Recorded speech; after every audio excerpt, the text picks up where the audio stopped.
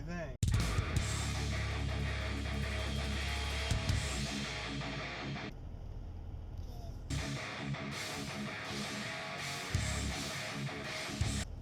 Good. Good morning, everybody. It's Monday, January 20th, 2020, and I'm headed into work for the day. I just dropped Grant off at the school that he normally attended during summer camp. And today's Martin Luther King Jr. holiday, so there's no school today. So he's going there to go on a field trip. He's going to a place called Haunted Trails. That was where Grant and I did his birthday party on, for his last birthday. So, really cool place. I just feel bad. I just dropped him off. It's 7:30, and there's no one else there. No other kids there. There's 2 adults. No other kids. So, and it's not even the fun adult that we like that's there. This one's kind of a twat. So I hope he has a good time. I hope he has fun. I just, I worry about him. You know, I told him, I'm like, Grant, if no one else shows up, you'll have the whole place at Haunted Trails to yourself. So he smiled and stuff, but I feel bad. You know, I just would rather save the day off work for something.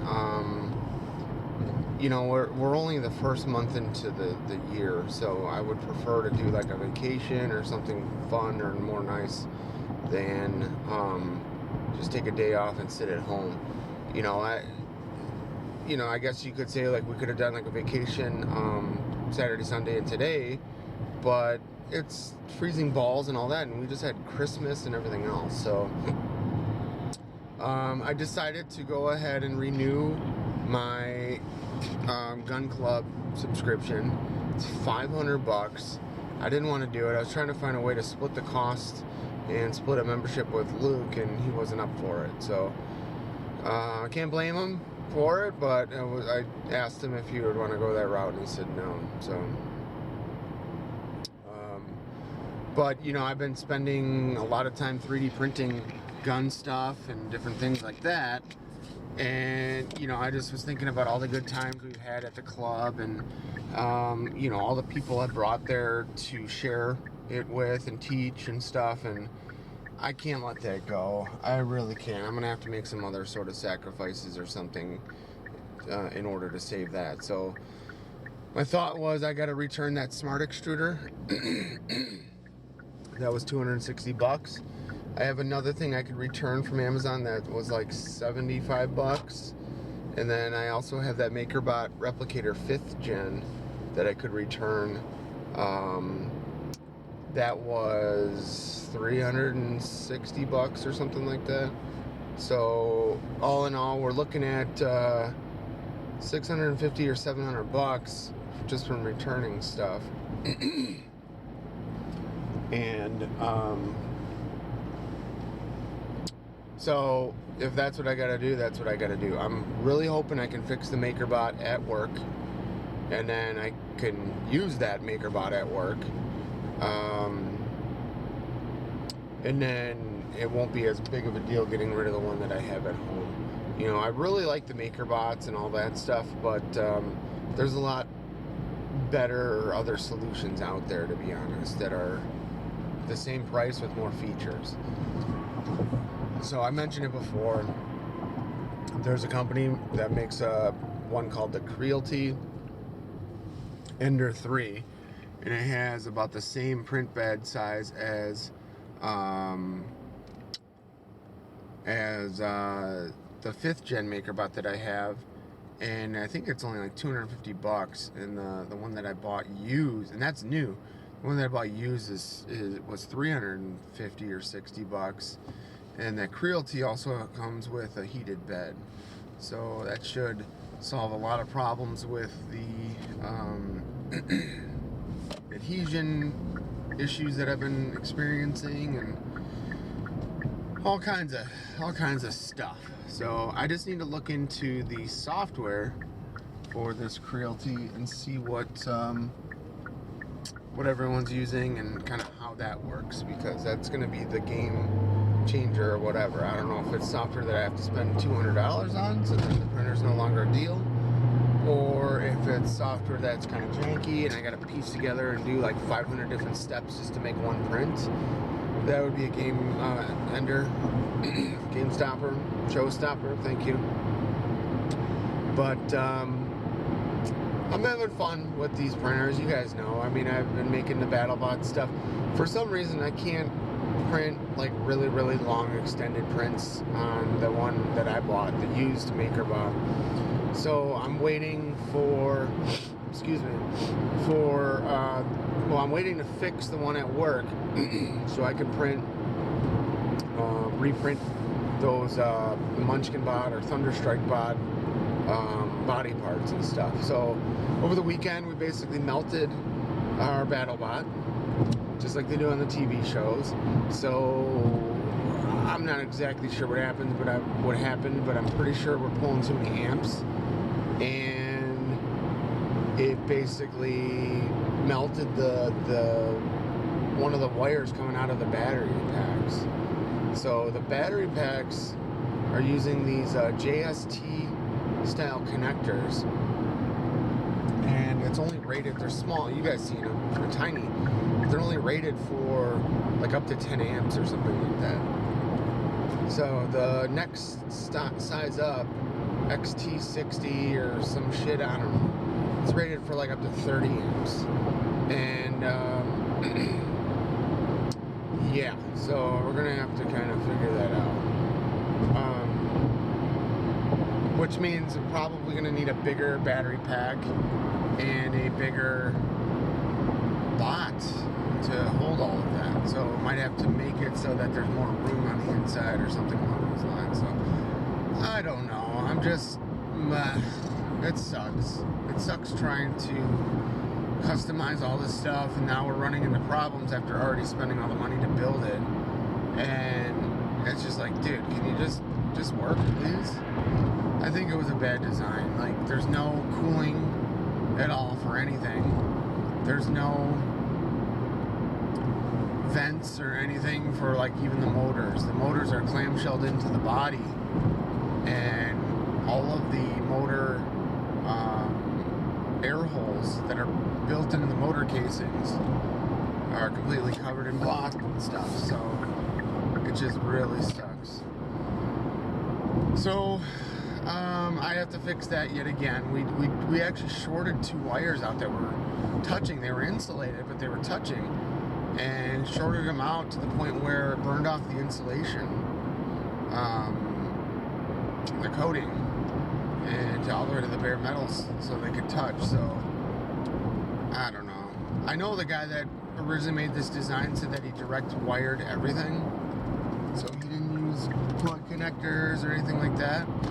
Pretty sure that this is why. It's because of the power being drawn and pulled and stuff. So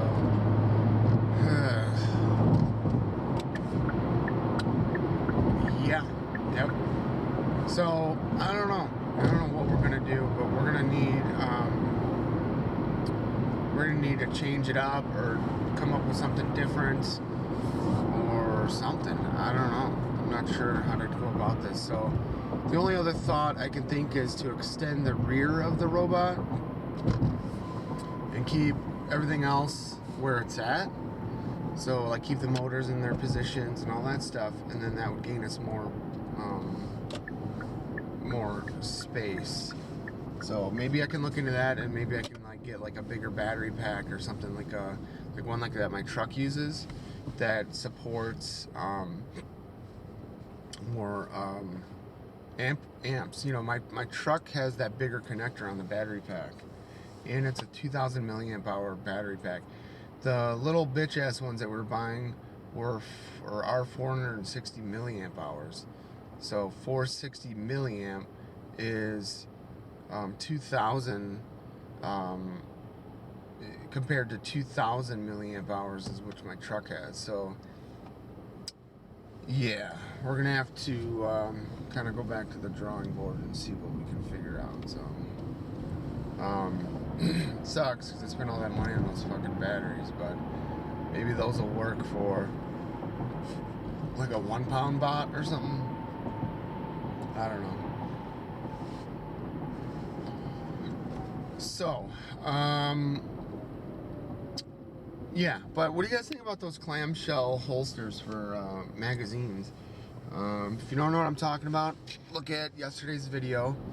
I was 3D printing 9mm mag holster and AR-15 mag holster, and I'm kind of happy and excited for the results. I mean, it looks really cool. I used a 1/8 inch shock cord, which is bungee cord, and that allowed me to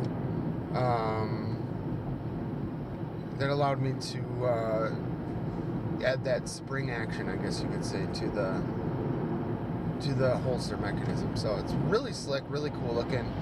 I'm just not quite sure on the design. It doesn't quite work out how I wanted it to, but that's okay. So I have more mag pouches that I need to print. I have more what else? Molly clips, a lot more Molly clips that I need to print, like one for each mag thing, you know. So I'll get there. It's just gonna take a lot of time, and right now I'm printing a little over 5-hour job. It's a 12 gauge shot shell carrier, and if it works well or whatever, it turns out nice, I'm gonna resize it and basically shrink it a little bit to hold 20 gauge shot shells. So excuse me. 20 gauge. That's, as far as I understand, that should be a simple task to accomplish, because it's just, like I said, just scaling it down. This shot shell carrier doesn't have a lid and all kinds of other stuff. It's one piece, and it seems to be pretty nice. So let's kind of see how that goes. When I get to work, I brought my work laptop home, and I gotta do all of the reports for our big data center, and that's probably gonna take all fucking day. So I'm not excited about that, but it needs to be done. I was putting it off all last week and didn't realize how much of a bitch job it would be to accomplish. So that's what I'm gonna work on today. It was supposed to be done probably Friday, and not happy that I kind of basically put it off, but it is what it is. Work's been busy, and it's not like I've been slacking, let's just put it that way. I also got files and stuff to print. I keep going apparently back to 3D printing stuff, but I also got files to print AR mags, and it says it's a prop or something like that, but I want to give it a try and see what I can come up with. You know, I don't know how feasible it would be, because it'll probably take, 8-9 hours to print one mag, and then it'll probably take an hour to bend a spring or something for one. I don't really know. So, I need to try it out, and then of course test it out and see if it would even work. I don't know. Like I said, I don't know how much kind of money that would save. If you did them in a batch or something and did like 10 of them, got all the pieces and parts ready before assembly, then it might be better. I don't know. So I'll probably try to print one off over the next week. Yeah, I don't know how this is gonna work, because I can't print the mag standing up. I have to print it laying down, and in terms of support inside to hold that upper wall, I don't see how that's gonna work. So to be honest, I don't think it'll work. So that might be something I would have to do on a bigger printer that can handle taller pieces.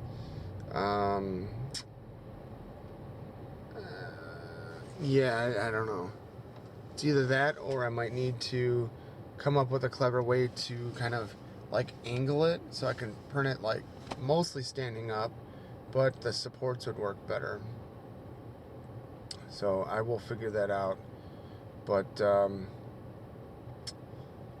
do not want to work on these reports at work today. It's basically going over lists of people's names and trying to make it so you can figure out what's changed between all these lists. It's stupid. I hate it. So stay tuned. Alright, and just like that, with movie magic, I'm getting out of work for the day. Sun is shining. It still seems like it's still pretty cold. I think it's below freezing. But it's a nice day today. I got halfway through that huge report that I had to do. I did bring the computer home, and now maybe after Grant goes to bed I'll finish working on that or something. I also need to order a crystal flash drive for our last wedding client. Luke finished and delivered those images today. What was I gonna say? So Grant was off school today. It's MLK Day, Martin Luther King, and he was supposed to go on this field trip. So I'm leaving work a little bit earlier than normal. It's about 3:45. I just, I kind of worry about him. I hope that there were some other kids that were able to go with him, and he wasn't the only one there. So I'm not quite sure how that's gonna go, but we'll find out. So I'm pretty tired. I kicked off a shell holder print, and that's the feature that I love most about the MakerBot, is the online accessibility, and kind of just like how nice the interface of it is, and even the software. I mean, it's so easy to use. The MakerBot 5th Gen Replicator Plus that I have has a webcam essentially built into it. So I did finally brought the USB cable home. You need to have a USB cable to configure the Wi-Fi access. So last night I set up the Wi-Fi, I got it on the home network, and I was able to get it to connect to like the smartphone app or whatever. So now I'm able to view the print remotely, so I can see it completely.